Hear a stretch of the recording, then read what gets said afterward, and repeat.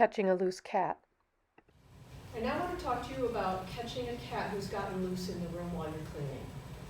So the cat got out. Now if you have time to wait, do some other stuff, see if that kitty will go back into its cage on its own. Put some yummy food in there, some tuna or baby food or something. See if the kitty will go in on their own. But if they don't, you have to leave the room, you need to catch the cat. Now if the cat is friendly, obviously you can just go pick the kitty up.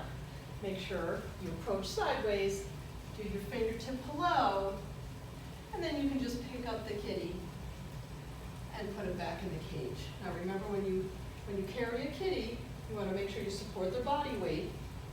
Make sure you have your fingers between their legs, and you hold them close to your body to support their weight as you pick them up and bring them to their cage and put them in. Okay. But let's say the kitty looks really scared. Ears back, tight, huge dilated pupils.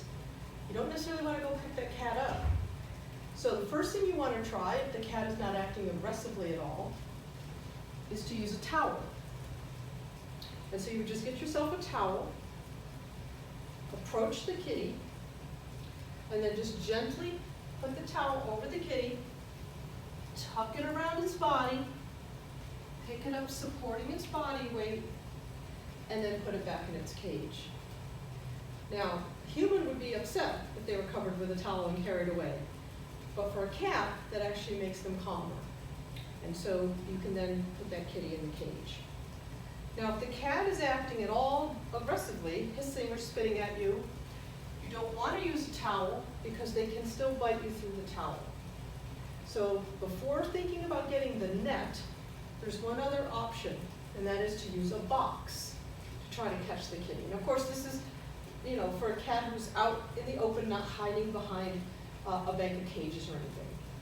Wait for the kitty to be stationary, and then you can use a box. The best box to use is a feral den, because they're sturdy, they have a nice handle, they have a nice door that slides into place, and so you can get yourself a feral den, which should be kept in your cat room, and you're going to take the door out, and you're going to slowly approach the kitty with it low and real slowly so that you don't startle the kitty into running.